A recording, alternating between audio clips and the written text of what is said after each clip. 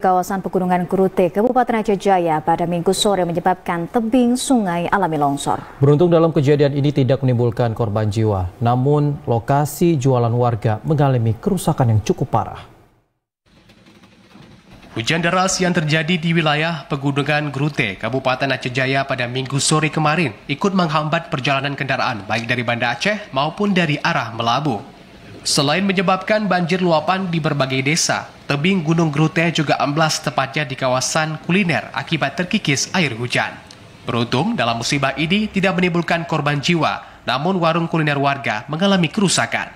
Menurut informasi dari BPBD Aceh Jaya, amblasnya tebing Gunung Grute diperkirakan mencapai 10 meter lebih. Amblasnya tebing tersebut tidak mencapai badan jalan, namun jika tidak segera ditanggulangi, dikhawatirkan kerusakan semakin meluas, terutama saat terjadinya hujan di kawasan Gunung Grute.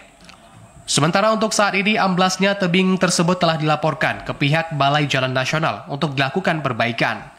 Kepala Pelaksana BPBK Aceh Jaya, Agi Suhadi, menyampaikan amblasnya pinggiran Gunung Grute telah diturunkan tim untuk dilakukan pendataan. Menurutnya, amblas tebing Gunung Grute tersebut lantaran tidak mampu menahan derasnya air hujan yang terjadi 2 hari yang lalu sehingga terjadinya longsor. Betul, ada terjadi longsoran di puncak Gunung Grute, persis di bawah Gede Kuliner di puncak Grute. Artinya kami sudah melaporkan juga ke pihak Balai Jalan Nasional yang